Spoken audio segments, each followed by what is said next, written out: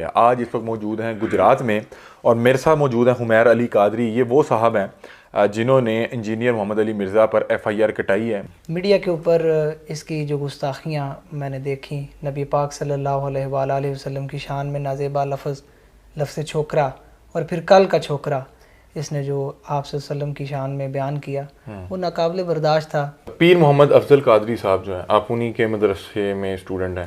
جی میں انہی کے مدرسہ میں اسٹوڈنٹ بھی ہوں، میں انہی کا مرید بھی ہوں، اور میرے وہ استاذ بھی ہیں، مجھے کتابیں پڑھاتے ہیں. ان کے فتویٰ دینے کے بعد آپ نے یہ FIR کٹائی؟ جی بالکل. وہ خود قتل کرے اپنے جذبہ ایمانی پر، میں اس کو 5 لاکھ روپے انعام دوں گا. 5 لاکھ روپے کا انعام کا اعلان کرتے ہیں جو مرزا جیلمی کو قتل کرے گا. 100% میں اعلان کرتا ہوں، 100% میں اعلان کرتا ہوں. اس میں یہ قرآن مجید کی ایک آیت لکھ کے اس میں کہہ رہا ہے کہ جو منافقین تھے نا تب کے، انہوں نے حضور علیہ الصلوۃ والسلام کو جو ہے چھوکرا بولا تھا. میں نہیں کہہ رہا ہوں، میں نے نہیں یہ کہا. میں یہی کہہ رہا ہوں کہ جس نے کہا ہے نا یہ میں بتائے قرآن کریم میں جھوٹی آیتیں یہ اس نے خود کہا ہے. میرے بھائیوں، وہ بدبخت جو جہلم کا بیٹھا ہوا معاذ اللہ، اس نے رسول اللہ کے بارے میں اتنی بڑی ہرزہ سرائی کی اور جھوٹ بولا ہے. اس نے کہا ہے کہ یہودی کہتے تھے کہ رسول اللہ صلی اللہ علیہ وسلم معاذ اللہ ثم معاذ اللہ، ہم یہ لفظ نہیں کہہ سکتے، کل کے چھوکرے ہیں معاذ اللہ. دنیا میں آنے والے ہر پیغمبر کے ساتھ اس کی قوم نے جو پہلا اعتراض کیا بنیادی وہ یہی تھا کہ ہمارے باپ دادا پاگل تھے، انہوں نے کیا داڑیاں دھوپ میں سفید کی تھی؟ کیا ان کو کچھ پتہ نہیں تھا؟ یہ کل کا چھوکرا آ کر ہمیں یہ سمجھانے لگا ہے دین، یہ کل کا چھوکرا آ کر ہمیں یہ سمجھانے لگا ہے دین، یہ کل کا چھوکرا آ کر ہمیں یہ سمجھانے لگا ہے دین. یہ بکواس اس نے کی. وہاں موجود تھے ایک نوجوان زید بن ارقم، انہوں نے جا کے حضور کو بتا دیا. حضور نے بلایا، نہیں جی جھوٹ پتہ میں نے نہیں کہا، یہ چھوکرے نے پتہ نہیں کہاں سے سن لیا، یہ چھوکرا کیا ہے یہ، اور آپ اس کی بات مان رہے ہیں میرے معاملے میں. خاموش رہے حضور. پھر یہ آیات اتر گئیں جس نے چھوکرے کو صحیح ثابت کیا کہ کہا انہوں نے یہ. تو حضور نے فرمایا کہ لڑکے کے کان نے غلط نہیں سنا تھا. پھر یہ آیات اتر گئیں جس نے چھوکرے کو صحیح ثابت کیا کہ کہا انہوں نے یہ. تو حضور نے فرمایا کہ لڑکے کے کان نے غلط نہیں سنا تھا. پھر یہ آیات اتر گئیں جس نے چھوکرے کو صحیح ثابت کیا کہ کہا انہوں نے یہ. تو حضور نے فرمایا کہ لڑکے کے کان نے غلط نہیں سنا تھا. کیونکہ عیسائی سمجھتے تھے کہ جسے ہم خدا سمجھتے ہیں اس کے قاتل یہ ہیں، انہوں نے سولی چڑھایا ہے. یہودی سمجھتے تھے کہ کافر جو تھا، مرتد جو تھا، جادوگر تھا، ولد الحرام تھا، ولد الزنا تھا، اسے یہ خدا کا بیٹا بنائے پھرتے ہیں. اب یہ اس قدر یعنی کنٹراسٹ ہے اتنی ایک دوسرے کے خلاف کہ ان کے اندر کوئی پوائنٹ آف میٹنگ ہے ہی نہیں. السلام علیکم ناظرین، میں ہوں آپ کا میزبان علی حمزہ اور آپ دیکھ رہے ہیں نیو ڈیجیٹل. ناظرین، آج آپ کی ملاقات بڑی خاص شخصیت سے کروانے والے ہیں. آج ہماری خوش قسمتی ہے کہ آج ہمارے ساتھ موجود ہیں انجینئر محمد علی مرزا. آپ نے انہیں بہت سے ڈیجیٹل پلیٹ فارمز میں دیکھا ہوگا کہ یہ سوشل میڈیا کے تھرو لوگوں تک دین اور اس کی تعلیمات پہنچا رہے ہیں. اکثر تنقید کی زد میں بھی رہتے ہیں. کچھ لوگ کہتے ہیں یہ مرزائی ہیں یا کوئی نیا فرقہ بنا رہے ہیں. اور ان کے متعلق میں حال ہی میں ایک علامہ سے ملا تو انہوں نے مجھے کہا کہ یہ ایک فتنہ ہے. کتنا بڑا فتنہ ہے؟ علی بھائی سے بات چیت کرتے ہیں. السلام علیکم. جی وعلیکم السلام ورحمۃ اللہ وبرکاتہ. ولا حول ولا قوۃ الا باللہ. اللہم صلی علی محمد وعلی آل محمد. علی بھائی کیسے ہیں؟ اللہ کا شکر الحمدللہ. علی بھائی سوالات کیے جا سکتے ہیں؟ جی کھل کے کریں آپ. یعنی وہ اینکرز جو ہوتے ہیں نا وہ بعض اوقات کہتے ہیں لوگ آپ کے بارے میں یہ کہتے ہیں، وہ کہہ رہے خود ہوتے ہیں، تو آپ خود بھی کہیں تو مجھے کوئی فرق نہیں پڑتا، میں تو انجوائے کرتا ہوں. آپ بات علی بھائی میرا یہ ذاتی خیال ہے کہ تمام ان سوالات کو سامنے رکھنا چاہیے جو لوگ نیچے کمنٹ سیکشن میں بتا رہے ہیں. جی کریں، پوچھنا چاہیے تھا یہ پوچھنا تھا، ورنہ مجھے کہیں گے کہ شاید علی بھائی نے کوئی میرے پہ پھونک ماری ہے اور میں اس طرح کے سوالات کر رہا ہوں. پھونک تو مار دیجیے سارا.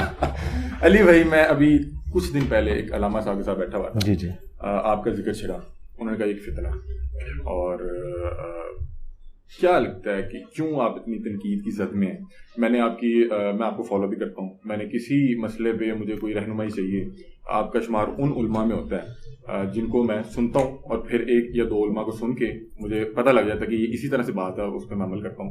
کیا وجہ کہاں مسئلہ کہاں آ رہا ہے؟ تنقید کا نشانہ کیوں بنایا جاتا ہے؟ دیکھیں یہ سوال تو بیسیکلی ان علماء سے ہونا چاہیے جو فتنہ کہہ رہے ہیں. دیکھیں ایک بندے نے اتنا بڑا کلیم کیا میرے بارے میں فتنہ ہے، یا تو میں اس سوال کو پازیٹیولی لیتا ہوں. فتنہ عربی میں کہتے ہیں آزمائش کو، تو وہ علماء یہ کہنا چاہ رہے ہوں گے کہ میں آزمائش ہوں کہ میں ہر بات کی دلیل قرآن اور سنت سے پیش کرتا ہوں, اور اس کے مقابلے پہ آج تک ہم کہانیاں سناتے تھے, میں ان کے لیے آزمائش بن گیا ہوں کہ اب انہیں بھی پڑھ لکھ کے قرآن و سنت سے بات بتانا پڑے گی, ادروائز کہانیاں کسی نے نہیں سننی. تو میں پازیٹیولی لے رہا ہوں.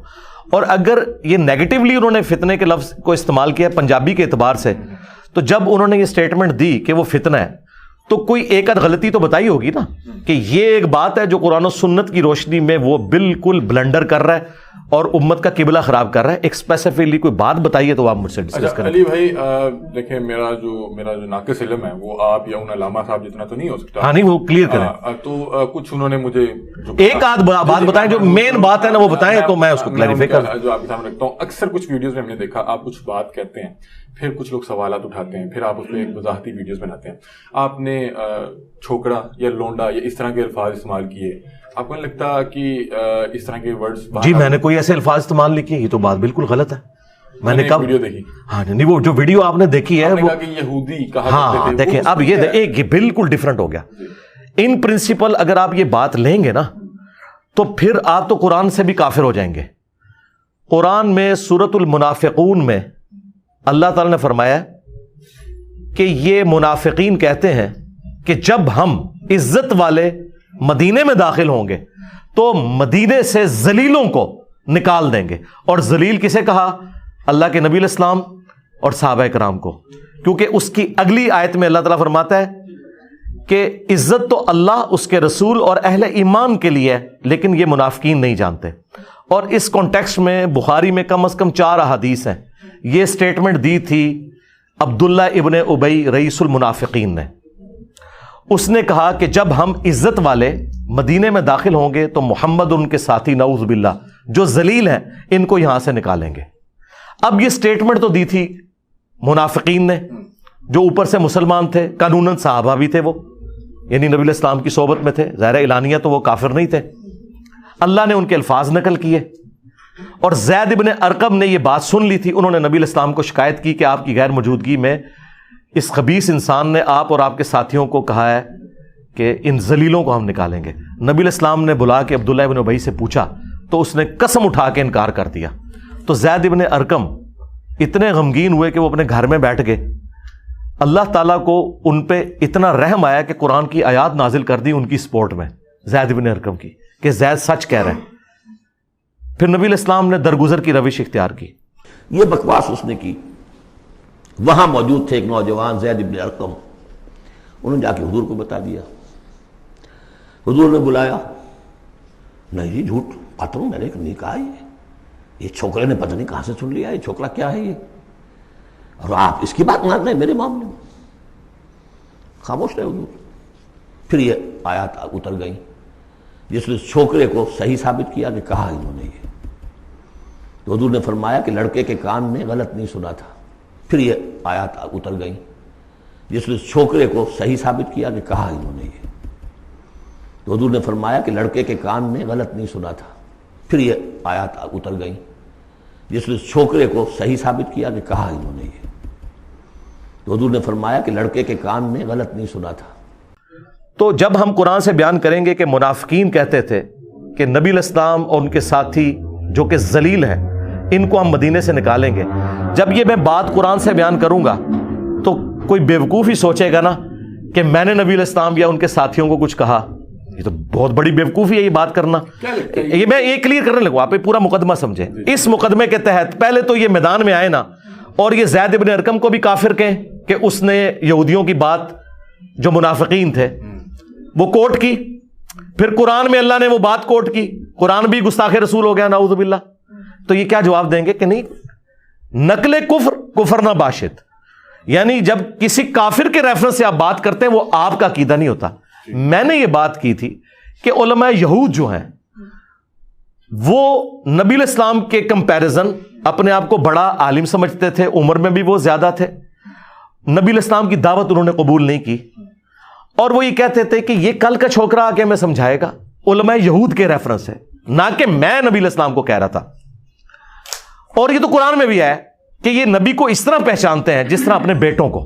ٹھیک ہے, اچھا, تو وہ نبی علیہ السلام کو اسی طریقے سے یعنی ینگ بوائز کی طرح دیکھتے تھے, اور یہ ان کی سٹیٹمنٹ ہے, نہ کہ میں نے نبی علیہ السلام کو کہا. اور دوسرا میں نے اس میں ریبٹل کیا تھا کہ یہ کوئی اتنا نٹوریس ورڈ بھی نہیں تھا، اگرچہ وہ یوز کرتے تھے تو ان کے ریفرنس یہ کہتے ہیں جی دکھائیں انہوں نے کہاں یوز کیا ہے، یہ سوال ہاں جی تو پہلے تو آپ یہ مانیں نا کہ پہلا تو جھوٹ علماء نے یہ بولا کہ میں نے کہا ہے، میں نے تو نہیں کہا، میں نے تو کافروں کے ریفرنس سے بات کی۔ اب اصول کھڑا کریں کہ اگر کوئی کافروں کے ریفرنس سے گستاخانہ بات کرے تو کیا وہ گستاخ ہوتا ہے؟ اگر ہوتا ہے تو زید بن ارقم بھی، اور سب سے بڑھ کر قرآن بھی گستاخ، کہ نبی اور ان کے ساتھی ذلیل، نعوذ باللہ، تو یہ کہیں گے نہیں۔ تو ان پرنسپل سیٹ ہوگی یہ بات کہ یہ گستاخی نہیں ہے، صرف بتائیں لکھی کہاں ہوئی ہے، گستاخی والا معاملہ ختم ہو گیا۔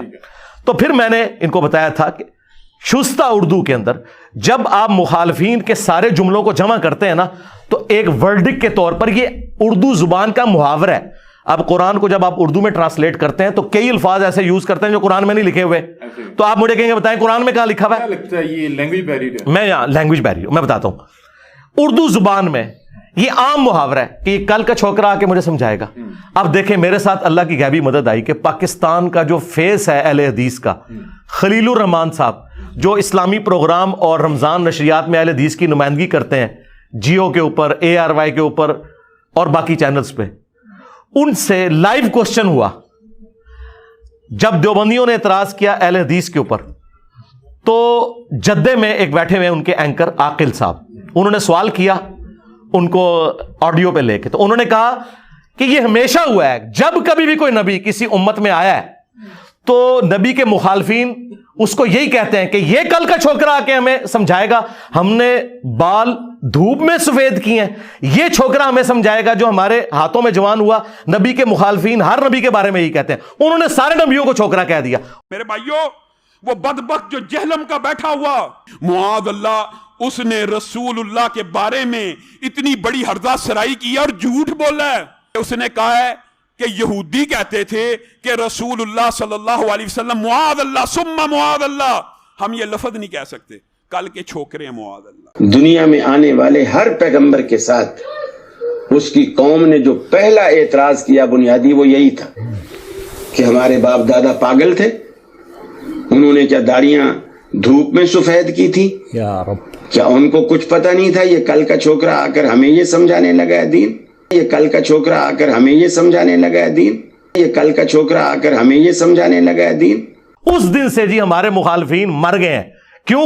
وہ ان کا سب سے بڑا فیض تھا۔ اب اس کو اردو کون سکھائے گا؟ تو میں نے کہا تھا کہ اگر کفر کا فتویٰ ہے تو لگاؤ اس کے اوپر، کیسے لگائیں؟ وہ بات ہی ٹھیک کر رہے ہیں، وہ کافروں کے ریفرنس سے بات کر رہے ہیں۔ یہ اللہ کی میرے ساتھ غیبی مدد آئی کہ انہوں نے وہ چیز بول دی اور اردو لنگوسٹک ان کو سکھا دی، چونکہ وہ اردو لنگوسٹک والے ہیں۔ اردو میں جب آپ کوئی بات کرتے ہیں تو اس طریقے سے ہی کرتے ہیں۔ اور آخری بات، یہ تو لفظ ہی کوئی نہیں، قرآن میں آیا ہے کہ یہ کہتے ہیں نبی دیوانہ ہے، قرآن میں آیا ہے کہ یہ کہتے ہیں کہ نبی کو پریشان خواب آتے ہیں، قرآن میں آیا یہ مجنون ہے، یہ پاگل ہے، اس کے اوپر جنات کا سایہ ہو چکا ہے، حتیٰ کہ نبی علیہ السلام کی بیوی پہ تہمت لگا دی۔ تو جب یہ سارے واقعات ہم بیان کرتے ہیں قرآن سے تو کیا ہم نبی کی توہین کر رہے ہوتے ہیں؟ نہیں، ہم کافروں کے ریفرنس سے بیان کر رہے ہوتے ہیں کہ وہ یہ بکواس کر رہے تھے، ہم تو جواب دینے والے اینڈ پہ بیٹھے ہوتے ہیں۔ یہی وجہ ہے کہ بعض اوقات ایتھیسٹ کے جو بڑے غلیظ قسم کے کوسچنز ہیں نا وہ میں ایڈریس ہی نہیں کرتا ڈرتے ہوئے، کیونکہ جب میں اس بات کو ریپیٹ کروں گا نا یہ میرے کھاتے میں ڈال کے اس کو کر دیں گے، اس لیے ایتھیسٹ کے جو غلیظ کوسچنز ہیں نا ان کو میں ان الفاظ کے ساتھ ایڈریس نہیں کرتا۔ مجھے خطرہ غیر مسلموں سے نہیں، مسلمانوں سے ہے، وہ کہیں گے یہ دیکھو اس نے نبی کو کیا کہہ دیا، نعوذ باللہ۔ اچھا، انجینئر محمد علی مرزا، یہ مفتی محمد علی مرزا یا علامہ محمد علی مرزا کیوں نہیں تھا؟ اگر ہم نے جی میں بتاتا ہوں، روایتی طور پہ یہی دیکھا، ہم جسے دین سیکھ رہے ہیں یا تو وہ علامہ ہے یا مفتی ہے یا وہ مولوی ہے۔ اگر یہ مفتی یا علامہ انجینئر محمد علی مرزا ہوتا تو علی حمزہ یہاں نہ بیٹھا ہوتا، کیونکہ اس طرح کے تو رول رہے ہیں مفتی اور علامے دنیا میں، شناخت پیدا کرنی لاکھوں کے حساب سے ہیں، ہماری بات کیوں سنی جا رہی ہے؟ اچھا، دوسری بات، میں اتھرائز ہی نہیں ہوں کہ علامہ مفتی لکھوں اپنے ساتھ۔ ویسے ڈاکٹر اقبال نے بھی کسی مدرسے سے ڈگری نہیں حاصل کی تھی، لیکن سارے مولوی علامہ اقبال کہتے ہیں۔ میں اسے پوچھتا ہوں اس کے پاس کون سی ڈگری ہے، علامہ کہاں سے ہو گیا؟ اے پھکی دیتی جے میں ڈاکٹر اقبال کو دیوبند اور بریلویوں کی کوئی ڈگری حاصل تھی تو علامہ کہاں سے ہو گیا؟ وہ ڈاکٹر اقبال کے ہیں نا، یہ کہتے ہیں علامہ اقبال نے فرمایا۔ اچھا، علامہ اقبال فرمان اور انجینئر صاحب بکواس یاد کرن، تو میں پھر بھی انجینئر ہے نا۔ وہ ڈاکٹر تھے فلسفے کی فیلڈ میں، اور میں نے انجینئرنگ کی، میکینیکل انجینئرنگ، اور اس کے بعد میں جب دین کے میدان میں پبلکلی سامنے ہوں. ویسے تو میں نے بچپن سے ہی دین کا علم حاصل کیا ہے. میں تو یعنی میٹرک سے بھی پہلے کتابیں پڑھتا ہوں, اور تمام مکاتب فکر کا میں نے کمپیریٹیو اسٹڈی کرنے کے بعد 2010 میں ریکارڈنگ شروع کی ہے. اس کے پیچھے میری 15-20 سال کی محنت ہے, اور اب یہ بھی آپ اگر ایڈ کریں تو آلموسٹ 25-30 سال کا میرا ایکسپیرینس ہے, اور میں ہر چیز ریفرنس سے بیان کر رہا ہوں. وہ ریفرنس غلط نکلے آپ مجھے پکڑیں. کوئی خاص مومنٹ تھا جس سے آپ کی جو زندگی ہے اس نے اس طرف ٹرن لیا؟ نہیں, میں کوئی اس طرح کا ہے ہی نہیں ہوں نا کہ جس طرح جنید جمشید صاحب تھے, گانا گاتے گاتے اچانک وہ نعتیں پڑھنا شروع ہو گئے. نہیں, میں تو شروع سے ہی اسی فیلڈ میں ہوں. یہ جو پگڑی آپ دیکھ رہے ہیں یہ میں میٹرک میں بھی باندھتا تھا, نماز میں اس وقت بھی پڑھتا تھا, اعتکاف میں اس وقت بھی بیٹھتا تھا. میں بالغ ہونے سے پہلے 5 وقت کی نماز پڑھتا ہوں. داڑھی میری سچی ہے, میں نے داڑھی کبھی بھی شیو کیا چھوٹی کچھ بھی نہیں کیا.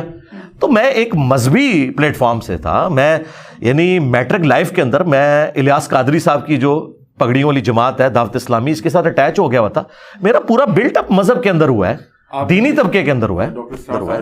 ڈاکٹر سار صاحب سے میری ایک ملاقات ہوئی تھی 2007-8 کے اندر, اور بس وہ 1-2 گھنٹے کی 2.5 گھنٹے کی ملاقات ہے. باقی تو ان کی ویڈیوز سے میں نے لرن کیا تھا, وہ ویڈیوز دیکھ کے میں ان کی طرف. آپ ڈاکٹر اسرار صاحب کو اپنا استاد کنسیڈر کرتے ہیں؟ میں ہر اس شخص کو اپنا استاد مانتا ہوں جس سے میں نے کچھ بھی علم حاصل کیا ہے. ڈاکٹر اسرار صاحب بھی میرے استاد ہیں, مولانا اسحاق صاحب بھی میرے استاد ہیں, جاوید احمد غامدی صاحب بھی میرے استاد ہیں, پیر نصیر الدین نصیر صاحب بھی میرے استاد ہیں, غلام رسول سعیدی صاحب بھی میرے استاد ہیں, الیاس قادری صاحب بھی میرے استاد ہیں. میں نے سب سے کچھ نہ کچھ سیکھا ہے, اور سب کا میرے اوپر احسان ہے. ایون آپ نے اپنے استادوں پہ تنقید شروع کی ہوئی ہے؟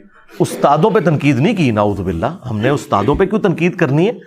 استاد کی وہ بات جو نبی علیہ السلام اور اللہ تعالیٰ کے احکامات کے خلاف ہے وہ ہم نے کی. کیونکہ استاد کو اگر ہم استاد مان رہے ہیں, ایک ریلیجس بندے کی میں عزت کس بنیاد پہ کرتا ہوں کہ یہ اللہ اور اس کے رسول کی بات مجھے بتا رہا ہے. اگر وہ اللہ اور اس کے رسول کے خلاف بات بتائے اور میں اسے ہائی لائٹ کروں کہ تم یہ بات غلط کر رہے ہو, قرآن و سنت میں یہ لکھا ہوا ہے, تو میں اس پہ نہیں تنقید کر رہا, بلکہ جس نام پہ اس نے عزت ویل کی تھی نا اسے اس کے بڑوں کا حوالہ دے رہا ہوں. مثلا اگر آپ مجھے آ کے بتائیں قرآن میں یہ لکھا ہے, حدیث میں لکھا ہے, آپ یہ کیوں کہتے ہیں, تو میرے پہ کوئی تنقید نہیں. میں کہوں گا آپ ٹھیک کہہ رہے ہیں, میں غلط ہوں. الیاس قادری صاحب پہ جو ہم نے چند ایک چیزوں پہ تنقید کی تھی تو دیکھیں انہوں نے ریمیڈی کر لی نا. یعنی میرا شروع سے ان سے اختلاف تھا کہ آپ نے پگڑی کا رنگ فکس کیوں کیا ہے گرین, جبکہ گرین پگڑی ثابت ہی نہیں ہے, اگرچہ جائز ہے کیونکہ نبی علیہ السلام نے ابو داؤد ترمذی میں آیا کہ گرین کپڑے بھی پہنے. بائی چانس میں نے بھی لائٹ گرین تو آج پہنے ہوئے. تو اپنے اصل میں کسی بھی رنگ کی پگڑی آپ پہن سکتے ہیں, لیکن جب آپ فکس کرتے ہیں وہ ایک کلٹ اور جماعت بن جاتی ہے. میں دیکھیں کبھی وائٹ پہنتا ہوں کبھی بلیک پہنتا ہوں, کیونکہ سنت سے یہ دونوں ثابت ہیں. لیکن میں نے اس ربیع الاول میں کم از کم 4 نشستیں 3-3 گھنٹے کی گرین پگڑی میں ریکارڈ کروائی ہیں اس مت کو توڑنے کے لیے. تو الیاس قادری صاحب نے اپنی جماعت بنانے کے آلموسٹ سمجھ لیں 30-35 سال کے بعد یہ بات مان لی, آج انہوں نے پگڑیوں کا رنگ چینج کر دیا. تو دیکھیں نا, جو اصلاح کے لیے تنقید کی تھی اس کا فائدہ تو ہوا ہے. تو اس کا مطلب ہے اس وقت جن لوگوں نے مجھے غلط کہا کہ آپ یہ غلط ان کے اوپر اعتراض کر رہے ہیں, ان کو تو مجھ سے معافی مانگنی چاہیے. اچھا, آپ نے یہ جو اپنے استاذہ کے نام لیے, آپ نے ان سے کیا ان کی کوئی DVD یا ان کے بیانات سے سیکھا, یا آپ باقاعدہ طور پہ کسی مدارس یا کسی؟ نہیں, مدارس کے اندر تو نہیں, اللہ معافی دے. دیکھیں مدارس کی اگر آؤٹ پٹ یہ ہوتی تو مدارس مل کے کوئی ایک مودودی پیدا کر دیتے, ایک کوئی احمد دیدات پیدا کر دیتے, کوئی انجینئر علی مرزا پیدا کر دیتے, کوئی نعمان علی خان پیدا کر دیتے. مدارس نہیں یہ کام کر سکتے, اس سسٹم کی آؤٹ پٹ یہ ہو نہیں سکتی. آپ نے اٹ سیلف سیکھا؟ جی میں نے اٹ سیلف کیا سیکھا میرے بھائی, میں نے انہی سے سیکھا. مثلا آپ اگر مجھے پوچھیں کہ میں نے قرآن کس سے سیکھا, تو احمد بریلوی صاحب سے. تو آپ مجھ سے پوچھیں گے بھائی احمد بریلوی صاحب تو 1921 میں فوت ہو گئے تھے, اور میں 1977 میں پیدا ہوں, تو میں نے ان سے کہاں سے سیکھا؟ جی میں نے اس لیے سیکھا کہ احمد بریلوی صاحب نے مرنے سے پہلے میری لینگویج کے اندر قرآن کو ٹرانسلیٹ کیا. ان سے زیادہ عربی ان کے زمانے میں بھی اور آج بھی کوئی نہیں جانتا. کوئی بریلوی مانے گا مجھے ان سے زیادہ عربی آتی ہے؟ ان سے زیادہ اردو دان بھی کوئی نہیں تھا, وہ بریلی کے رہنے والے تھے. تو انہوں نے اپروپریٹ ٹرانسلیشن کی قرآن کی عربی سے اردو میں.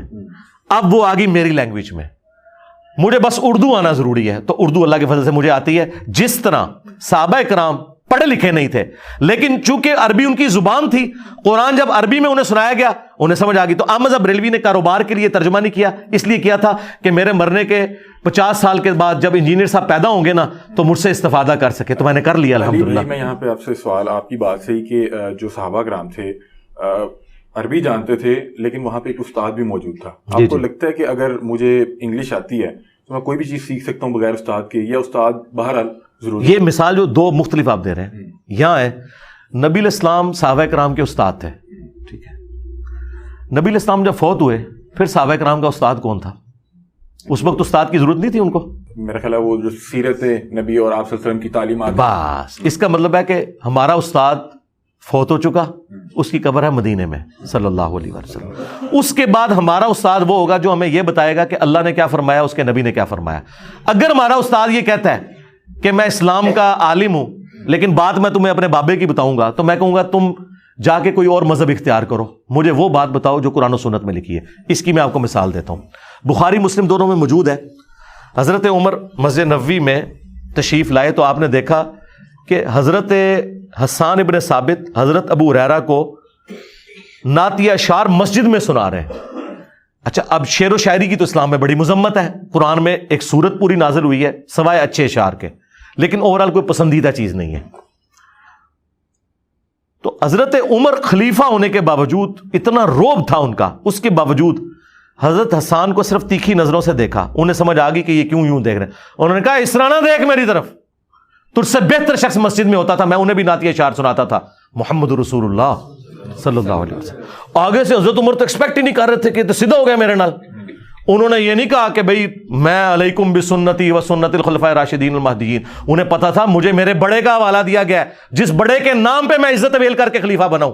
حضرت عمر تو ایک گڈریے تھے نا, حضرت عمر کا جو کچھ ہے رسول اللہ کی وجہ سے ہے نا, ورنہ ایک گڈریے تھے. ہزاروں گڈریے عمر جیسے آئے اور مر گئے, کسی کو پتہ ہی نہیں ہے عمر کیوں عمر ہوا ہے, رسول اللہ کے ساتھ جوڑ کے. تو انہیں پتا تھا جس نبی کے نام پہ میں یہ سب کچھ اویل کر رہا ہوں نا پوسٹ, اس کا اس نے ریفرنس دیا ہے. اور یہ وہ غیرت ہے جو آج کے مولوی کے اندر نہیں, آپ اسے قرآن حدیث کا حوالہ پیش کریں آگے سے کتے کی طرح پڑھتا ہے. حضرت عمر نے اس طرح نہیں کام کیا. حضرت عمر نے کہا کہ اپنا گواہ لاؤ. انہوں نے کہا یہ ابو ہریرہ بیٹھے ہیں, ان سے پوچھو. ان کا امیر المومنین میں گواہی دیتا ہوں کہ حضرت حسان نہ صرف نعتیہ اشعار سناتے تھے بلکہ حضور نے دعا کی, اے اللہ روح قدس کے ذریعے حسان کی مدد فرما جس طرح تو نے عیسیٰ ابن مریم کی تھی, وَأَيَّدْنَاهُ بِرُوحِ الْقُدُسِ. تو حضرت عمر یہ جواب سن کے وہاں سے چلے گئے. یعنی حضرت عمر کو یہ پتہ ہی نہیں تھا کہ نعتیہ اشعار مسجد میں پڑھے جا سکتے ہیں. اتنا بڑا بندہ, اسے بات چھپی ہوئی تھی. نمبر 2, جب اسے نبی کا ریفرنس دیا گیا تو اس نے اپنی استادی نہیں دیکھی. تو ہمارے استاد تو ہمارے ساتھ یہ کر رہے ہیں, ہم انہیں اللہ اور رسول کی بات بتا رہے ہیں, وہ کہہ رہے ہیں 80 استاد 80 اللہ رسول, تو ودے ہوئے ہیں. تو پھر ہم کہتے ہیں کہ نبی کے جیسا ہے ہی کوئی نہیں, نکل اتوں تو شاہی کوئی نہیں. علی بھائی مجھے بتائیں کہ ابھی اس وقت آپ کے یوٹیوب پہ ویسے میں آپ کو بتاؤں آج حضرت عمر ہونا ان کو کوڑے لگائیں, کیونکہ حضرت عمر تو ظاہر ہے وہ کہیں گے کہ تجھے نبی کی حدیثیں انجینئر بیان کر رہا ہے, تو ماما کتوں آیا, منو حدیث سنائی جدوں حسان ابن ثابت نے, تو میں حسان دے نال کوئی کہ منہ ماری نہیں کی, تسی انجینئر دے کیوں مگر پے ہو. آج اگر حضرت عمر عمر یقین کرو میری مسئلہ آسان ہو جائے. اچھا وہ لوگ کہتے ہیں کہ آج اگر حضرت عمر ہوتے تو شاید آپ کو نہیں, تو میں نے آپ کو پریکٹیکلی بتا دیا, حضرت عمر جو ہے حدیث سن کے آگے چلے جاتے تھے, یہ حدیث سن کے کتے بن جاتے ہیں. ہاں چلے لڑتے ہیں آگے سے. علی بھائی مجھے بتائیں کہ اس وقت آپ کے یوٹیوب پہ کتنے سبسکرائبر ہیں؟ سبسکرائبر تو یعنی آفیشیل چینل کے 2.2 ہیں, لیکن جو لیکن ویورشپ جو ہے نا ہماری باقی تمام علماء سے سمجھ لیں 5 گنا ہے. یعنی اگر آپ دیکھیں ہمارا ہر کلپ آلموسٹ 24 سے 48 گھنٹوں میں 1 لاکھ کراس کرتا ہے, اور باقی علماء کے کلپس 2-3 ہزار 5 ہزار 10 ہزار حد 25 ہزار, یا میری تصویر لگا دیں تو کوئی 1 آدھ لاکھ پہ چلا جائے. اور سبسکرائبر ان کے مجھ سے زیادہ ہیں. مثلا میں آپ کو بتاتا ہوں ڈاکٹر ذاکر نائک کے سبسکرائبر ہم سے ڈبل ہیں, لیکن ویورشپ ان کی ہمارے اسٹوڈنٹس کے چینل سے بھی آتی ہے. مسئلہ ہوتا ہے ویورشپ کا کہ آپ کو کتنے لوگ دیکھ رہے ہیں آپ کی ویڈیو کو. میں کہتا ہوں سبسکرائبر ہمارے بے شک 1 لاکھ پہ آ جائیں, ہمیں ہر ویڈیو پہ 1 لاکھ کی ویورشپ چاہیے. ویسے تو ہماری کئی ویڈیوز ملینز میں, لیکن ایوریج 1 لاکھ سے اوپر جاتی ہے ساری. یوٹیوب نہ ہوتا تو انجینئر محمد علی مرزا کیا ہوتے؟ یہ تو اللہ کو پتا تھا. انجینئر محمد علی مرزا کی جب ضرورت, جی مجھے ضرورت سوچنے کی نہیں ہے, اس کی وجہ یہ ہے کہ اللہ تعالیٰ کو بہتر پتا ہے کہ اس نے اپنا کام کس وقت اٹھانا ہے.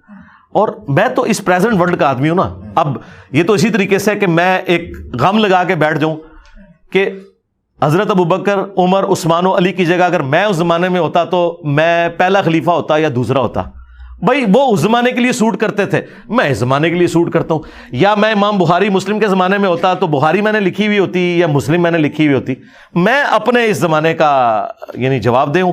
یہ تو اللہ کی مرضی ہے جی. میں آپ سے پوچھ رہا ہوں کہ اگر یہ پلیٹ فارم نہ ہوتا تو میں اس کا جواب یوں دیتا ہوں, ہاں یہ میں اس کا جواب یہ دیتا ہوں کہ اگر یوٹیوب نہ ہوتا تو شاید یہ اس طرح دعوت نہ پہنچتی, اور اگر نبی علیہ السلام دنیا میں مسجد کا رخ کرتے, ہاں جی, اگر نبی علیہ السلام دنیا میں نہ ہوتے تو ابو بکر عمر عثمان اور علی کے نام کے بندے ہی کوئی نہ دنیا میں ہوتے, تو میں تو شاہی کوئی نہیں. میں آپ سے پوچھا یہ پلیٹ فارم نہ ہوتا تو آپ یہ مسجد نہیں مسجدوں سے تو مسجدوں نہیں کیوں رخ کریں.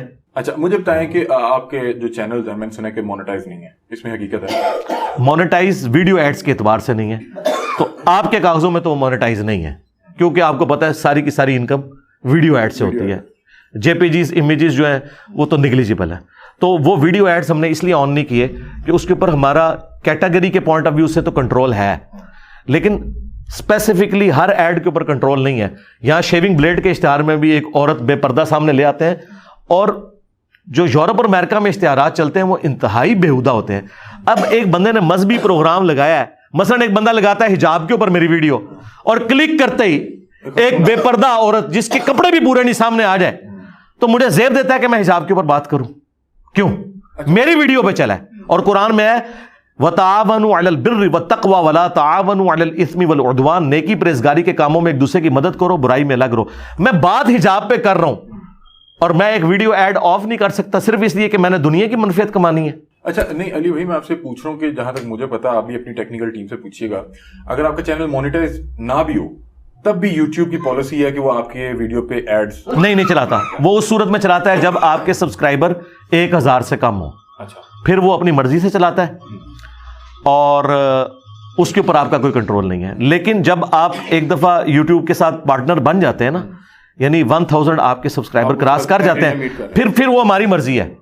تو ہم نے وہ ہر جو ویڈیو اپلوڈ کرتے ہیں ہم باقاعدہ وہ جو ویڈیو ایڈ والا پورشن ہے اسکیپیبل اور نان اسکیپیبل ان کو ان چیک کرتے ہیں, ہر ویڈیو پہ بائی ڈیفالٹ ان چیک لگایا ہوا ہے. لیکن وہ جو یوٹیوب کی ایک اسکرین آتی ہے اس کے ارد گرد جو چل رہا ہوتا ہے, ہاں جی, اس پہ بھی ایڈز چل رہے ہوتے ہیں. مطلب کہ اگر ایک ویڈیو میں ایڈ نہیں ہے, یوٹیوب کے مین پیج پہ ایک ایڈ چل رہا ہے, ایک شخص آپ کی یا کسی بھی کوئی بھی ویڈیو دیکھ رہا ہے, اس کو وہ بھی ویڈیو نہیں ویڈیو نہیں, وہ دیکھیں وہ تو یوٹیوب, دیکھیں یوٹیوب جو ہے نا, اب مثلاً آپ نے میری ویڈیو کلک کی ہے اور پیرلل میں سجیشن میں کئی ایک یوٹیوب کی ویڈیوز آ جاتی ہیں اور وہ مکس آتی ہیں, اس ٹاپک سے ریلیٹڈ بھی آتی ہیں زیادہ تر اور اس کے بغیر بھی آ سکتی ہیں, وہ تو ان کا معاملہ ہے نا. ایڈ بھی چل رہا ہے, اچھا وہ لگاتار چل رہا ہے. لگاتار تو خیر مجھے تو نہیں کوئی ویڈیو ایڈ چلتا ہوا نظر آیا, اس میں ویڈیو ایڈ تو کوئی نہیں چلتا, ویڈیو بھی نہیں چل رہا تھا. وہ جو آپ کا وہ کوئی اگر دیکھیں وہ جو امیج آتی ہے نا, عموماً جو جے پی جیز امیجز ہیں, مثلاً آپ ٹی وی کے اوپر جب دیکھیں اس میں تو کوئی امیج ڈسپلے کبھی نہیں ہوتا, وہ چند ایک ڈیوائسز کے اوپر ہوتا ہے. اور وہ بھی جو امیجز ہیں وہ ایک بہت چھوٹے امیجز ہوتے ہیں اور عموماً ان پہ تصاویر نہیں ہوتی. زیادہ تر وہ جو چیز ہے مثلاً کوئی موبائل کمپنی ہے اس کا اشتہار لکھا ہوتا ہے, کوئی آفر لکھی ہوئی ہوتی ہے بہت بڑی کر کے, یا کوئی کپڑے کا اشتہار ہوتا ہے, تو اس طرح کے معاملات ہوتے ہیں, اس میں وہ والے معاملات نہیں ہوتے. آپ کو لگتا ہے کہ اگر آپ یہ مونیٹائزیشن آن کر دیں اور یہ جو کروڑوں روپے آپ کے ویوز کی مد میں آئے گا, آپ اسے کوئی فلاحی کام کر سکتے ہیں جس طرح سلطانہ ڈاکو نے کیا. ہاں جی, یہ کام ہم نہیں کرنا چاہتے. اس کی وجہ یہ ہے کہ ہمیں اپنی آخرت کی فکر ہے, ہم کسی بھی حرام طریقے سے کیے ہوئے کام میں اللہ کی نصرت نہیں سمجھتے. آپ تو میرے ایک پلیٹ فارم میں دو طرح کی دنیا ہے, اگر ایک آپ کی ویڈیو دیکھ رہا ہے وہ ٹھیک ہے, اور لیکن ادھر سے ہی اگر پیسے آ رہے ہیں تو وہ غلط ہے. دیکھیں نبی علیہ السلام کا جو طریقہ ہے نا اپنے معاملات کو لے کے چلنے کا, وہ یہ ہے کہ چاہے دنیاوی طور پر نقصان بھی ہو تب بھی آپ نے رولز نہیں توڑنے. مثلاً بخاری میں آیا حضرت سہیل ابن عمر جو بعد میں مسلمان ہو گئے تھے, ان کا بیٹا ابو جندل صلح حدیبیہ کے موقع پر بیڑیاں چھڑا کے اپنے باپ کی وہاں آ گیا, اور باپ وہاں پہ وہ معاہدہ لکھ رہا تھا کہ جو مکے سے مدینے آئے گا وہ واپس کیا جائے گا, اور جو مدینے سے مکے آئے گا وہ واپس نہیں ہوگا. ابھی وہ فائنل نہیں ہوا تھا, ٹرانزیشن پیریڈ تھا. اس دوران ابو جندل آ گئے, ان کا مجھے بچا لو, میرا باپ ٹکا بوٹی میری کر دے گا. تو وہ سہیل ابن عمر نے کہا کہ آپ زمانی کلامی مان چکے ہیں, تو یہ مجھے آپ واپس کریں گے. نبی علیہ السلام نے اس کو واپس کیا.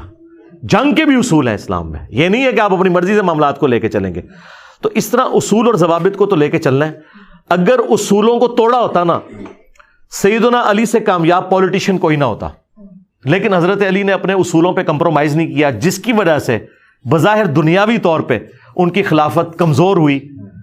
اور وہ ان کو کیا نقصان نہ تھا, मुसलमानों ने एक बहुत बड़ा लीडर अपना लूज कर दिया और उसका साथ नहीं दिया, तो इसलिए हम रूल्स के ऊपर कंप्रोमाइज नहीं करते। सोर्स ऑफ इनकम क्या है फिर आपका, मतलब क्या सोर्स ऑफ इनकम मेरे भाई, मैं ज़ाहिर है 19 ग्रेड से रिटायर हूँ, मुझे 50,000 के करीब पेंशन मिलती है। फिर मेरा इस्लामाबाद में एक मकान जो मैंने अपनी जॉब के दौरान बनाया था उससे भी किराया आ जाता है, और बाकी हम जॉइंट फैमिली सिस्टम में रह रहे हैं। मेरे भाई भी मेरे बाप नहीं, मेरे भाई कितना हमने खर्चा करना है।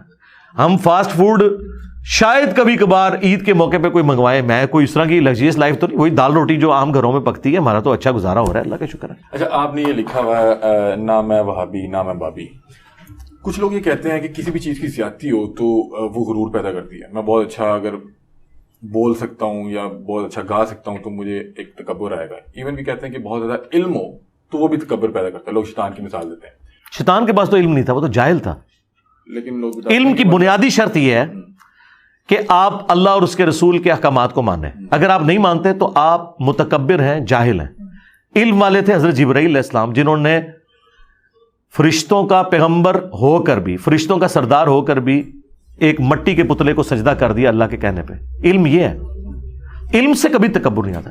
पीर नसीरुद्दीन साहब ने बकायदा एक बुक लिखी है कि क्या इबलीस आलिम था, तो उन्होंने कहा कि तुम्हें किस आयत में लिखा है जी इबलीस आलिम था? कहीं नहीं लिखा हुआ। ये भी गलत तासुर है। जी बिल्कुल गलत तासुर है। बेसिकली ये सूफिया ने चीजें घड़ी हैं, क्योंकि सूफिया के मामलात कुरान और सुन्नत से साबित नहीं होते थे। उन्होंने कहा इल्मु बस करियो यार। कुरान में तो अल्लाह ताला फरमा रहा है इन्नमा यख्शल्लाह मिन इबादिहिल उलमा, अल्लाह की मार्फत अहले इल्म को है।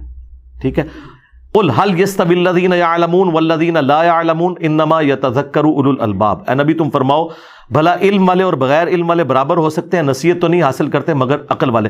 कुरान तो पूरा कह रहा है कि इल्म वाले बंदे ही ठीक है, इसमें कौन सी तकब्बुर वाली बात है? इसे एक मिनट, तकब्बुर तो तब है कि जब मैं कोई अपने लिए कोई बुजुर्ग क्लेम कर रहा हूं, मैं अपने आप को मुसलमान कह रहा हूं। मुसलमान तो हर मुसलमान को कहना चाहिए, तो इसमें तो मैं कोई नहीं कह रहा मैं हूं इमाम जो है वो इमामुल मुस्लिमीन हुज्जतुल इस्लाम, मैं तो आम मुस्लिम कह रहा हूं। कहते हैं कि जो आपका यानी कि एजुकेशन देने का जो तर्ज है वो कुछ उसमें तकब्बुराना ना, वो तो मीम्स भी चलती है अब ना।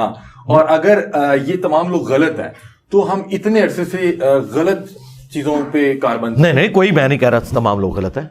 मैं ये कह रहा हूं कि जो लोग कुरान और सुन्नत की तालीमात से गद्दारी करेंगे और वो कुरान और सुन्नत जो उन्होंने हमें खुद बताया है तो हम उन्हें गलत ना कहें। मसलन आर्मी चीफ ये तकरीर करता है कि हम तमाम जमातों को कौमी धारे में रहेंगे और आइन के अंडर लेके आएंगे। 4 दिन बाद वो मार्शल्लाह लगा देता है। तो मैं उसे ये ना कहूं कि यार तू तो कल तक कह रहा था कि हम कौमी धारे में लेंगे जमातों को, और जिस काकूल एकेडमी में तू ये तकरीर कर रहा था उसमें कैडेट से 1.5 लाइन का हलफ लिया जा रहा था और उसमें ये अल्फाज थे मैं पॉलिटिक्स में हिस्सा नहीं लूंगा, क्योंकि फौज तो पूरी कौम की होती है ना, किसी जमात की तो नहीं होती। 4 दिन बाद तू ये काम कर रहा है तो तूने तो आइन तोड़ा है, तू तो आइन के साथ गद्दारी कर रहा है। तो आर्मी चीफ ये करेगा कि तुमने आर्मी चीफ की गुस्ताखी कर दी? कभी भी नहीं वो कहेगा। और देख लें आज आर्मी ने मान लिया कि हमारे जितने बड़े डिक्टेटरशिप करते नहीं ये गलत है, चाहे हमारे कहने पर माना या खुद इन्होंने जिल्लत काट के माना, मान लिया ना, और काम एपॉलिटिकल हो गए। तो जो लोग उस वक्त कहते थे कि आप सियासत में दखल ना दें, इनको ये गद्दारे वतन कहते, तो इसका मतलब है तो ये मुझे अगर गद्दारे दीन कह रहे हैं तो मैं गद्दारे दीन नहीं हूं। मैं इनको बता रहा हूं कि तुमने मुझे खुद कहा था कि कुरान में ये लिखा हुआ है इय्याका नअबुदु व इय्याका नस्तईन, और तुम हर कब्र को देख के उसके सामने सजदा करते हो। तो तुमने ही तो मुझे बताया था तौहीद कुरान में लिखी हुई है और खुद तुम ये काम कर रहे हो, तो गद्दार तो तुम हो। मैं तो तुम्हारी बताई हुई, ये बुखारी मुस्लिम मैंने लिखी है क्या? आज मैं अगर नमाज का तरीका इससे बताता हूं और मैं कहता हूं तुमने बचपन से हमें कहा कि बगलों में बुत रख के आते थे, रफुल दैन होता था, तो इमाम बुखारी इमाम मुस्लिम ने तो लिखा है कि नबी अलैहि सलाम नमाज ही इस तरीके से पढ़ते थे। तो अब मैं तेरी बात मानूं या तेरी बताई हुई किताब की बात? तो अब तुम खुद अपनी किताब के साथ गद्दारी कर रहे हो, और ओपन नहीं, ये ओपनली कोई नहीं कह सकता मैं बुखारी मुस्लिम को नहीं मानता, लोग इनको मेमोरों से खींच लेंगे। तो बुखारी मुस्लिम को मान रहे हैं, उसकी नहीं मान रहे। अच्छा अली भाई, इख्तिताम की तरफ चलते हैं। 2 सवाल लास्ट हैं और उसके बाद एक मैं आपसे ना कुछ लोगों के मुतालिक आपकी राय पूछूंगा। एक ये बताएं कि मुनाजरा क्या है? हमने सोशल मीडिया पे देखा मुफ्ती तारिक मसूद साहब हैं, वो आए जहलम, उन्होंने कहा कि ये शख्स मुनाजरे से भाग गया। एक वहाबी आलिम है, उन्होंने भी मुझे कहा कि मैं इनसे मुनाजरा करना चाहता हूँ। मुनाजरा है क्या? दूसरा मुझे ये बताएं कि इसकी इस्लामी एतबार से क्या हैसियत है मुनाजरे की? पहली बात है, हमने एक सेकंड क्वेश्चन पूरा होने दे। تھرڈ مجھے یہ بتائیں کہ ہم بہت سے ایسے مسائل پہ بات کرتے ہیں, ہم 1400 سال بعد ہمارے تک دین پہنچا کتابوں سے, کیا میرے سے سوال یہ کیا یہ تو تینوں الگ سوال ہے نا, اس طرح تو نہیں جواب دیا جاتا میرے بھائی. ایک ایک کر کے ایک بات آپ مجھے کہہ رہے ہیں فجر کی رکعتیں بھی بتا دیں, صلاۃ و تسبیح کا طریقہ بھی بتا دیں, سجدہ شکر کا طریقہ بتا دیں, ایک سوال تو نہیں ہے نا, ایک بات کریں. آپ مناظرے کا بتائیں. مناظرہ ایک منٹ, دو الگ ہوگی. پھر پہلی بات پہ ہے مناظرہ کہتے ہیں آمنے سامنے بیٹھ کے بات کرنا, ٹھیک ہے. قرآن میں تو مناظرے کا لفظ نہیں ہے, قرآن میں مجادلہ آیا ہے, علمی ڈیبیٹ کرنا, انگلش میں علمی ڈیبیٹ, اس کو کہتے ہیں مناظرہ. اور جو آمنے سامنے بیٹھ کے ہو نا, اس مجادلے کو مناظرہ کہا جاتا ہے. یعنی ہم ایک دوسرے کے آمنے سامنے بیٹھے ہوئے ہیں, فیس ٹو فیس کو عربی میں مناظرہ کہا جاتا ہے. مناظرہ ہو رہا ہے علمی طور پہ. اچھا, تو نہ میں نے کسی کو مناظرے کا آج تک چیلنج کیا, نہ مجھے آ کے کسی نے مناظرے کی بات کی. طارق مسعود صاحب بھی یہاں جو تشریف لائے تھے, انہوں نے یہ تو نہیں کہا مناظرہ کرنا ہے, ان کا میں نے ملاقات کرنی ہے اور گفتگو کرنی ہے. مناظرے کی تو کبھی بات ہی نہیں ہوئی ملاقات. ہاں نہیں, ملاقات نہیں ہوئی, نیکسٹ ٹائم انشاءاللہ ہو جائے گی. چونکہ وہ جس طریقے سے آئے تھے نا, اس پہ ہمیں اعتراض تھا. ویسے وہ اگر انہوں نے مجھے ملنا ہوتا, آپ بھی تو آئے نا, ہر اتوار کو یہاں پوری دنیا آ کے ملتی ہے مجھے, تو اتوار کو آتے, وہ منگل کو آئے تھے, اور ان کا رابطہ مجھ سے پہلے بھی تھا. اگر وہ مجھ سے رابطہ کر لیتے, ٹائم لے لیتے, اسی دن حمزہ علی باسی اور غامدی صاحب کے داماد حسن الیاس بھائی اسی دن آئے تھے, لیکن انہوں نے 2 ہفتے پہلے سے ٹائم لیا ہوا تھا, تو ان کو میں ملا تھا. تو اگر وہ ٹائم لے لیتے, اس طرح تو نہیں ہوتا کہ میں آپ کو ملنے جاؤں اور آپ کے گھر باہر جا کے میں کو نکل باہر میرا مل, اس طرح تو نہیں ہوتا. یہ تو کسی بھی مہذب دنیا میں اس کو اچھا نہیں سمجھا. علی بھائی مجھے بتائیے گا کہ اسلام میں جو طرز سیاست ہے وہ کیا ہے؟ وہ جمہوریت ہے, وہ آمریت ہے, وہ کیا ہے؟ آپ تو اپنے اب خود ہی سوال بھول گئے ہیں جو آپ نے پیچھے کیے ہیں, ایک ایک کر کے آگے آئے نا, وہ جو آپ نے ایک سانس میں اتنے سوال پڑھتے ہیں. یہ بھی کہی جا رہا ہے کہ جلدی کرنا. اچھا نہیں, کون کہہ رہا ہے جلدی؟ کوئی بھی نہیں یار, بیٹھ جاؤ. کس نے کہا جلدی؟ یہ تو میں نے ڈیسائیڈ کرنا. دوسرا سوال, بیٹھ جائیں یار, بیٹھ جاؤ تسلی سے, بیٹھو. ایک منٹ رک جاؤ. آپ کو جن لوگوں سے تکلیف ہو رہی میں ان کو بٹھا تو دوں نا, وہ خام خواہ مصیبت بنے ہوئے آپ کے لیے, ٹھیک ہے. یہ تو میں نے ڈیسائیڈ کرنا ہے, آپ 6 بجے تک کریں, آپ پاس ٹائم ہے, کوئی مسئلہ نہیں. اچھا, میں آپ سے دوسرا سوال یہ کر رہا تھا کہ اکثر حضرت امیر معاویہ کو لے کے ہمارے ہاں ایک بحث چھڑ جاتی ہے. میں آپ سے یہ پوچھ رہا ہوں کہ جو دین 1400 سال بعد میرے تک کتابوں سے اور علماء کے ذریعے پہنچا ہے, میرے سے کیا ان معاملات کے متعلق سوال کیے جائیں گے کہ یہ فلاں صحابی کا فلاں صحابی کے ساتھ آپس کا تعلق کیسا تھا, یا ان کا پولیٹیکل ویو کیا تھا, یا میرے سے کیونکہ میرے تک یہ دین 1400 سال بعد پہنچا ہے, تو میرے سے میرے یہ نماز, روزہ, حج, زکوٰۃ, اس کے متعلق سوال ہوں گے؟ جی دونوں ہوں گے, دونوں کی اپنی جگہ اہمیت ہے. اس کی وجہ یہ ہے کہ انہی علماء سے پوچھیں کہ آپ لوگ بچپن سے ہمیں بتاتے تھے کہ نبی علیہ السلام نے فرمایا کہ اے علی تیری وجہ سے 2 فرقے جہنم میں جائیں گے, ایک تیری محبت میں غلو کر کے, ایک تیری دشمنی میں. تو جس شخص سے میری جنت اور جہنم جڑی ہوئی ہے تو پیچھے کیا بات رہے گی؟ تو اس کا مطلب ہے اس بندے کے بارے میں مجھ سے سوال ہونا ہے نا. اس وقت حضور کو کسی نے کیوں نہیں کہا کہ یا رسول اللہ نماز روزے کا نہیں پوچھا جائے گا, آپ تو کہہ رہے ہیں کہ علی کی وجہ سے 2 فرقے بن جائیں گے, جنت اور جہنم کا فیصلہ ہوگا. اور مسلم شریف کی حدیث, یہ جو میں نے حدیث بتائی, یہ فضائل صحابہ احمد بن حنبل کی کتاب میں, مشکات میں بھی ہے, مسند احمد میں. اس طریقے سے نبی صلی اللہ علیہ وآلہ وسلم کی حدیث مسلم میں کہ علی سے محبت نہیں رکھے گا مگر مومن, علی سے بغض نہیں رکھے گا مگر منافق. حضرت علی کی محبت یہ میرا ایمان ہو گئی. آپ تو کہیں گے جی محبت کہاں سے ایمان ہوگی؟ ایمان تو ہو گیا اللہ, رسول, فرشتوں, کتابوں کو ماننے کا نام, یہ علی بیچ میں کہاں سے آ گیا؟ تو یہ آپ مجھے کہہ رہے ہیں یا اللہ کے نبی کو کہہ رہے ہیں؟ اللہ کے نبی کو کہہ رہے ہیں. تو اللہ کے نبی سے پوچھنے کی ضرورت تو آپ ہی کر سکتے ہیں, میں تو اپنے نبی کا, ہاں جی آپ نہیں کر رہے, لیکن وہ مولوی تو کر رہے ہیں نا. ہاں دیکھیں, آپ کو تو ڈر آیا, لیکن جن مولویوں کے آپ نے سوال کیا انہیں خوف خدا نہیں. ہم ان کو یہی کہتے ہیں تم نے مرنا نہیں ہے, آپ کہاں اٹھے, کاش اتنا ایمان ان کے اندر بھی ہو. اب صحابہ کرام کے درمیان جو آپس میں اختلافات ہوئے, اگر ان اختلافات میں ہم اپنی ورڈنگ دیں تو ان کو تو چھوڑ دیں. میں تو آج کے مسلمانوں کے اختلافات میں بھی اپنی ذاتی کوئی اس اعتبار سے ورڈنگ دوں تو اس کو آپ چیلنج کر سکتے ہیں کہ غلط ہے یا صحیح ہے. لیکن اگر اللہ کے نبی علیہ السلام کسی کے بارے میں ورڈنگ دے جائے تو اللہ کے نبی کو تو کوئی چیلنج نہیں کر سکتا نا. نہ ان کو کوئی یہ کہہ سکتا ہے کہ آپ کو کس نے حق دیا کہ اپنے صحابہ کے بارے میں آپ یہ بات کریں اور آنے والے لوگ اسے تختہ مشق بنائیں. پھر اس سے بڑھ کر بخاری مسلم میں وہ احادیث موجود ہوں, نبی علیہ السلام پہلے پیش گوئیاں کر رہے ہیں کہ میری وفات کے بعد اس طریقے سے صحابہ میں اختلاف ہوں گے, حضرت علی حق پہ ہوں گے. تو ہم وہ نبی علیہ السلام کی بات بیان کر رہے ہیں. یقیناً یہ تو اللہ کے نبی کو بھی پوچھا جائے گا. قرآن میں سورۃ المائدہ میں اللہ تعالیٰ نے فرمایا بلغ ما انزل الیک من ربک, اے نبی جو کچھ بھی آپ کے رب نے آپ کے اوپر نازل کیا ہے یہ پہنچا دیں, اور اگر آپ نے نہ پہنچایا آپ نے رسالت کا حق نہیں ادا کیا. یہ رسول اللہ نے ہمیں اللہ کے کہنے پہ بتایا ہے, کہ میرے اہل بیت کے معاملے میں تمہیں اللہ کا خوف دلاتا ہوں، میرے بعد ان سے حسن سلوک کرنا، حضرت علی کا ساتھ دینا، حضرت علی کے ساتھ کھڑے ہونا، اہل بیت کا دفاع کرنا، قرآن پہ عمل کرنا، یہ وہ ساری باتیں جو میرے نبی نے مجھے کہی ہیں. اور یہ نبی کو کس نے بتائیں؟ اللہ نے. تو یہ دین ہے. دین صرف نماز روزے کا نام تو نہیں، ہر اس چیز کا نام ہے جو اللہ کے نبی نے بیان کی. اور آج تک یہ چیزیں کتابوں میں لکھی تھی. مجھ سے پہلے تو امام بخاری امام مسلم سے سوال کرے نا کہ جو چیز قیامت والے دن پوچھی نہیں جانی تھی تجھی کیوں لکھا ہے؟ انجینئر چڑھ گئے ساڑھے ہوتے. اچھا اگر یہ بات آپ کو سمجھ آئی؟ میں سمجھ گیا. ہاں. اور ٹائم قیامت تک ہے. یہ بخاری مسلم کو کبھی کچھ نہیں کہیں گے. اس کی وجہ یہ ہے کہ یہ اگر بخاری مسلم کو کچھ کہتے ہیں نا تو فارغ. اگر فرض کریں یہ علم میرے تک نہ پہنچتا، اور فرض کو چھوڑے جی، صحابہ کرام کے آپس میں کیا تعلقات؟ پھر میں صرف نماز، میرے بھائی فرض آپ اس سے آگے کریں کہ آپ افریقہ کے جنگلوں میں پیدا ہوئے اور ننگے پھرتے تھے، آپ یہ فرض کریں آپ. اور میں وہاں نماز روزہ پڑھ رہا ہوں. نہیں، نماز روزہ آپ نے کہاں سے پڑھنا تھا؟ نبی کی دعوت نہیں پہنچی ہوئی. تو بس ٹھیک ہے، تو جائیں افریقہ کے جنگلوں میں کپڑے اتارے، بنانا ریپبلک میں مولوی شفٹ ہو جائیں. میں تو چاہ رہا ہوں ہمارے ملک سے نکلیں، وہیں جائیں، وہاں ہم اس کو کچھ لینا دینا نہیں. اس دنیا میں جب آپ بیٹھے ہوئے ہیں تو اس دنیا نے یہ منظر دیکھا ہے کہ نبی کو قبر میں گئے 50 سال ہوئے ہیں اور نبی کے ماننے والوں نے کلمے کے نام پہ اس کے پورے خاندان کو ذبح کر دیا. یہ آج تک انسانی ہسٹری میں نہیں ہوا کہ انبیاء کی اولاد کو نبیوں کی وفات کے 50 سال کے اندر ان کے ماننے والے اس دین کے نام پہ ذبح کر دیں. آپ سمجھتے ہیں اتنا بڑا واقعہ ہو گیا ہے، امت ٹھنڈی بیٹھی رہے؟ اور پھر دوسری بات، جنتی نوجوانوں کے سردار حضرت میر معاویہ یا ان کا بیٹا ہے یا حضرت علی اور ان کے بیٹے ہیں؟ ٹھیک. تو جنہوں نے جنت میں جانا ہے نا وہ علی اور حسن حسین کا نام لیں گے، اور جنہوں نے یزید اور اس کے باپ کے ساتھ رہنا ہے وہ ان کا نام لیں. ہم تو ان کے ساتھ ہیں. اچھا علی بھائی مجھے بتائیں کہ اسلام میں طرز سیاست کیا ہے؟ جمہوریت یا آمریت؟ نہیں، آمریت تو اسلام میں بالکل کوئی نہیں ہے جی. ہاں، اسلام میں خلافت ہے، اور خلافت کی ماڈرن فارم اسلامک ڈیموکریسی ہے. ہاں، ڈیموکریسی تو کفر ہے.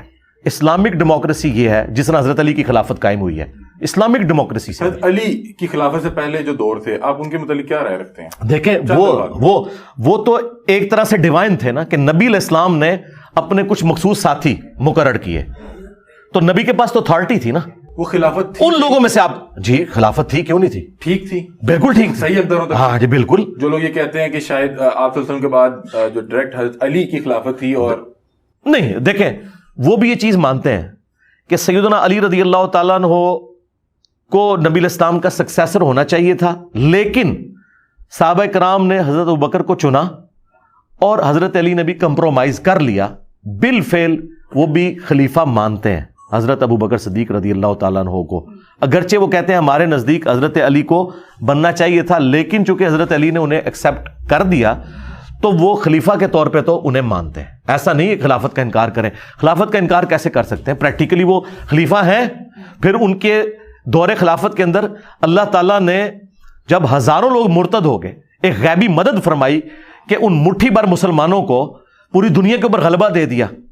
رومنز اور پرشینز کے بارے میں جو پروفیسیز تھی نبی نے اپنی زندگی میں کی صلی اللہ علیہ وآلہ وسلم کہ اللہ تعالیٰ میرے دین کو غالب کرے گا اور عنقریب رومن اور پرشین امپائر کے خزانے میری امت کے پاس آ جائیں گے. یہ پروفیسیز حضور کی زندگی میں تو پوری نہیں ہوئی ہیں، یہ تو حضرت ابوبکر عمر کی زندگی میں پوری ہوئی ہیں، حضرت عثمان کی زندگی میں. تو نبی علیہ السلام تو ان چیزوں کو اون کیا ہے. میں نے تو شیعہ کی کتاب نہج البلاغہ سے باقاعدہ مولا علی کا خطبہ پیش کیا ہے. انہوں نے سورہ نور کی آیت کو کہ جو لوگ دین پہ چلنے والے ہیں عنقریب ہم انہیں زمین میں خلافت دیں گے، اس آیت کو انہوں نے حضرت ابوبکر عمر کی خلافت کی دلیل کے طور پر پیش کیا ہے کہ اللہ نے انہیں خلیفہ مقرر کیا ہے. پھر حضرت معاویہ رضی اللہ تعالیٰ نے جب بیعت نہیں حضرت علی کی تو حضرت علی نے جو خط لکھا ہے جو شیعہ کی کتاب میں نہج البلاغہ کے اندر، اس میں انہوں نے کہا ہے کہ مجھے انہی اصحاب نے خلیفہ چنا ہے جنہوں نے ابوبکر عمر اور عثمان کو چنا تھا، اور جن کو وہ لوگ خلیفہ چنے وہ اللہ کا چننا ہے. یہ پوائنٹ ٹو بی نوٹڈ. شیعہ آدھی بات کو تو لیتے ہیں کہ جی وہ تو پھکی دے رہے تھے حضرت معاویہ کو کہ اگر تم ان کو مانتے تھے تو مجھے بھی مانو. نہیں، انہوں نے اینڈ پہ کہا جو ان سے مخالفت کرے وہ اللہ کا مخالف ہے. اس کا مطلب ہے کہ اللہ کی چنی ہوئی خلافت حضرت علی مانتے تھے ابوبکر عمر عثمان کی خلافت کو. اچھا یہ بہت سی سیریس باتیں کر لی، اب تھوڑا سا لائٹ اینڈ نوٹ پہ آتے ہیں. نہیں وہ آپ جو سوال ایک سانس میں کر گئے تھے پھر ریپیٹ کریں. نہیں وہ مجھے جواب مل گئے اور وہ جواب جو ہیں ویور کے لیے تھے. اچھا پرسنل لائف کے متعلق بتائیں، آپ کا لائف سٹائل کیا ہے؟ کس عمر میں شادی اور کتنی شادیاں اکثر مفتی کی 2 3 4؟ یار میں تو ایک شادی بڑی مشکل سے گزار رہا ہوں. اس کی وجہ یہ ہے کہ جو بندہ دین کے کام کے لیے وقف ہوتا ہے اس کی اپنی مصروفیات ہوتی ہے. جب آپ ایک مشن کے لیے چلتے ہیں نا، آپ دیکھیں دنیا میں جتنے کامیاب لیڈرز ہیں نا یعنی نبی علیہ السلام کو نکال کے، ظاہر ہے وہ تو ایک ایکسیپشنل کیس ہے، ان کی فیملی لائف کمپرومائز ہوتی ہے کہیں نہ کہیں. میں تو اللہ کا شکر ہے کہ پوری کوشش کرتا ہوں کہ کمپرومائز نہ ہو. تو بھائی ایک بیوی کے ساتھ بھی وقت گزارنا جب آپ ایک مشن کے لیے کام کر رہے ہیں اور بچوں کی تربیت کرنا، یہ بہت مشکل کام ہے. یہ پتہ نہیں کس طرح انہوں نے تو بس ان کے تو پاس تو اور بڑے نہیں، لیکن ہم نے اکثر ایک ہمارا روایتی مفتی یا عالم یا ایک علمی ادبی شخصیت 2 3 4 اور یار طارق جمیل صاحب کی بھی ایک ہے، غامدی صاحب کی بھی ایک ہے. ٹھیک ہے، اگر یار ایک بندے کی مثال دیں گے نا آپ، چھوڑ دینا یار، اس طرح تو نہ کریں. تو یہ زیادہ تر لوگوں کی ایک ایک شادی ہیں. صاحب اولاد بھی ہیں؟ ہاں جی الحمد ماشاء اللہ. 2 بیٹیاں 2 بیٹے. اچھا ماشاء اللہ. کتنا عرصہ ہو گیا آپ کی شادی کو؟ شادی کو تو اب تو یاد کرنا پڑے گا، 17-18 سال ہو چکے ہیں. مجھے پتہ نہیں کیوں لگ رہا ہے 2005 میں پریشان لگ رہے ہیں. بھابھی کے کیا آپ کیا مطلب ٹھیک ہے، خوشحال ہیں؟ ہاں میں ایک سے ہی رجا ہوں. نہ وہ میں اس پوائنٹ آف ویو سے کہہ رہا تھا رجنا کہ آپ اپنے ٹائم کو نہیں مینج کر سکتے. ٹھیک ہے نا، دیکھیں میں نے اپنی زندگی کے شادی کے آلموسٹ پہلے 14-15 سال تو اس سال میں گزارے ہیں کہ میں ویکینڈ پہ اپنے گھر آتا تھا اسلام آباد سے، میری فیملی تو جہلم میں تھی، جمعے کی رات کو پہنچتا تھا، ہفتے کو بھی میرا درس ہوتا تھا، اتوار کو میرا درس ہوتا تھا، اور دن کو میں اپنے دوستوں کے پاس ہوتا تھا.